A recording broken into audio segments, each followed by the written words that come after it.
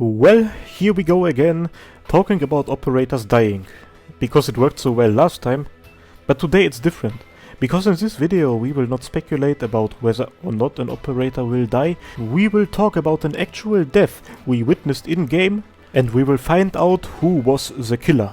And we will do that by trying to unravel a very mysterious mystery found in Purgatory's operator files. But let's start at the beginning. I'm not gonna summarize the whole story, but in Who is Real, the Cooler Lava and her party, consisting of MILF Cruz and Mr. Nothing, get trapped into hidden realities by dusk. The one Lava gets into is not really working because Nien is there. Thanks for nothing, Nien. However, the ones that the others see are very interesting.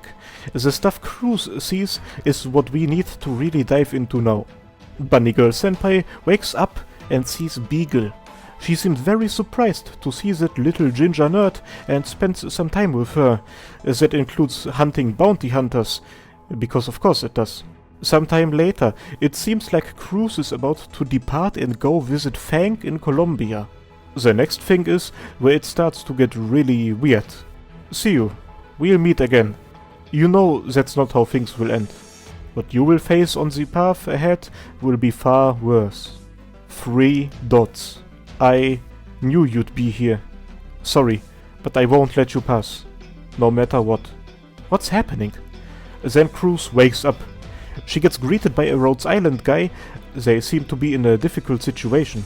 They are trying to get into touch with the Bolivian army, but they haven't heard anything from them in quite a while. They cross a valley and enter the army's camp. There, they find someone who they assume to be Beagle, and it appears as if she's dying or already dead. Okay, hold up for a minute. Let's stay calm and analyze what we are dealing with. First of all, this is happening in an alternative reality created by Dusk, so we have to be careful when talking about it. To me it seems that the 2 times she woke up are meant to represent different time periods, different events. The one with Beagle is something which happened quite some time before Who is Real, that's for sure, as Beagle is very surprised about how skilled and bold Cruz has become. There, she still knows her as the easygoing slacker she used to be. The one where she woke up with that random guy appears to happen quite a while later, as Cruz here gets treated by him like a full-blown operator and not like a trainee. So, is Cruz finding a dead or dying Beagle the future? Something to get out of the way real quick is this line by Nien right here. This might have confused a few of you, it certainly confused me, but we should probably read this as her addressing Dusk and saying, "It is an illusion you created anyway, so why not show her a better ending instead?" So, that's all the big facts that we find in Who is Real on that matter. Let's move on to something else, namely Purgatory's Trust 200 operator files. Feel free to read through it real quick, but the most important stuff is that Lava used to have amazing teammates, but then a certain 4 blank letters incident happened and she was faced with loss. So someone from her squad is gone, whatever that means. We will skip ahead to something which has been in the game for a very long time, I think since pretty much a year, although no one remembers it, the Stories of Afternoon mini-event, which back then came with Kyobi. It features a story revolving around Instructor Dobermann.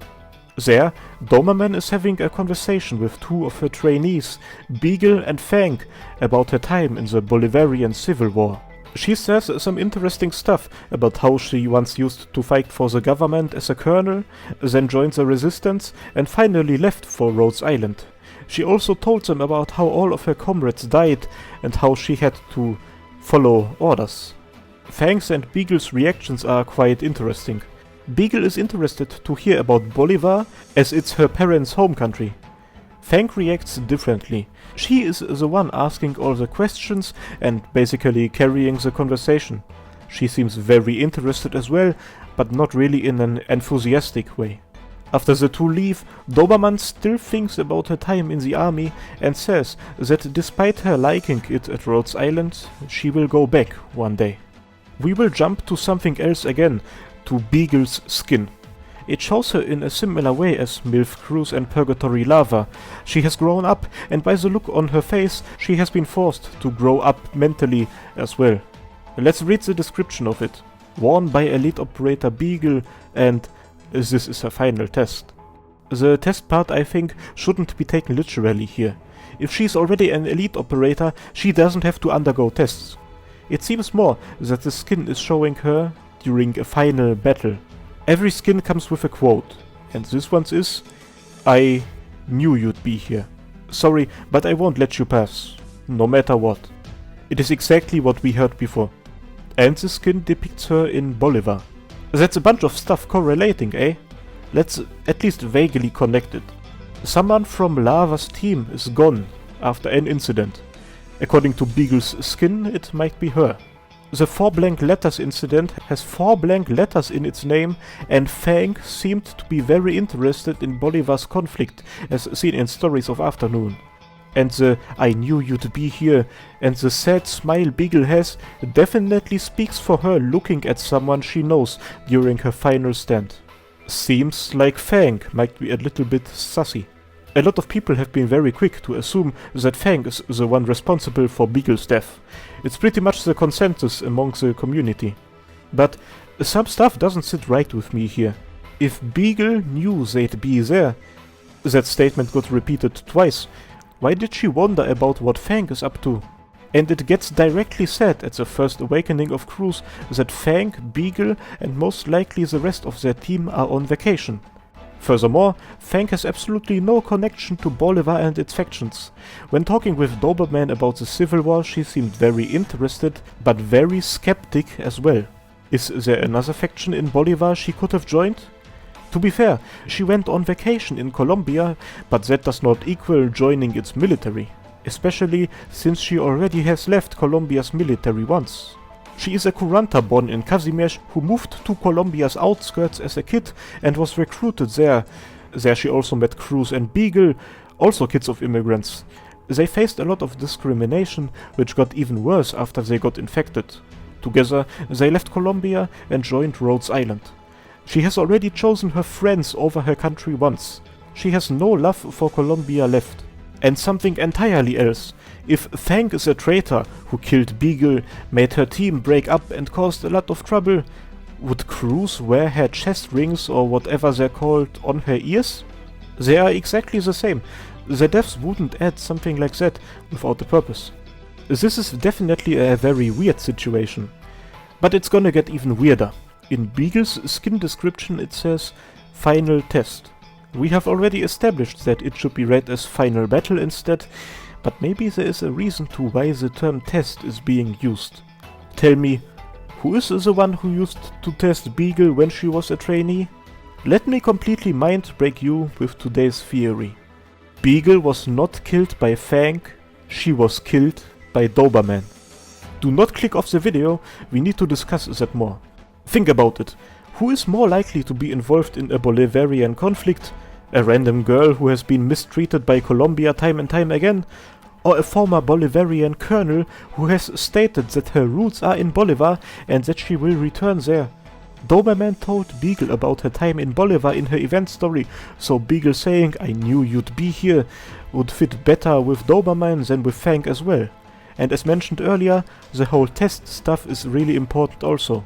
The final encounter between the two would be the final time Dobermann tests Beagle's strength. And if the theory is true, it might also explain the Fang rings on Cruz's ears. You wouldn't wear a token reminding you of a traitor, but maybe a token of a comrade who died trying to protect Beagle instead? Okay, that last part might be a bit too much, but it still makes way more sense to me than Fang betraying the only people who ever were there for her. Now, what would it mean if this theory was true? Absolute madness. If the devs would pull that off, it would be absolutely mad. Dobermann's Stories of Afternoon story definitely implied that she will get further character development somewhere, as there is still conflict within her left. However, is giving Dobermann more development really worth killing 1 or even 2 characters? This is where we have to examine what Cruz says very carefully. Look at how she reacts. You want me to stand by and watch her? Watch her what? Watch her die? Bleed out? cling onto her life. Beagle's death in that scene is not 100% confirmed, and as far as we know, she might be fighting for her life in that scene. So, whatever future story awaits Dobermann, it might include her being forced to fight her former trainees, hurting them, growing as a person, and then return to us. At least that's how I hope it would play out. If we treat some of the stuff said in the Stories of Afternoon's story as foreshadowing, then these lines in the story are giving me a heartache. Maybe it's not only gonna be the community, but also our operators accusing Fang of being the imposter among us. But I really hope it won't be that way. Fang deserves better. Actually, now that I look at this video, it's not only a discussion of Beagle's death, but also a defense of Fang. But honestly, think about it. Dobermann being the one to take out Beagle makes way more sense than it being Fang. This is my final statement in the debate around Beagle's death. Let's just be rather careful when we will visit Bolivar in the main story or an event. And when we do, maybe remember this video. Rhodes Island is growing a lot during our travels in Terra. One of the attributes so great about our crew is that we are willing to take in anyone who is willing to help. But all our operators are actual people with families, nationalities, ideologies, interests, their own backgrounds. That's something that makes Rhodes Island incredibly interesting, but also dangerous at the same time. Our higher-ups are definitely aware of that. As it says in Blemeshine's file, the internal situation within Rhodes Island is becoming more and more complex. Let's hope that Kelpok will be able to resolve that whole thing without the future Dusk showed us becoming true. It wouldn't be one of my videos if I didn't somehow bring my ex-wife up. Do you know who I also love to bring up? My lovely channel supporters and operators, and our 2 channel commanders, Written and Sir Phi. Thanks a lot for the support of you guys, and if you want to support me and my work, consider becoming a member as well. And no matter what you do, thanks a lot for watching, and I hope I will see you next time. Cheers!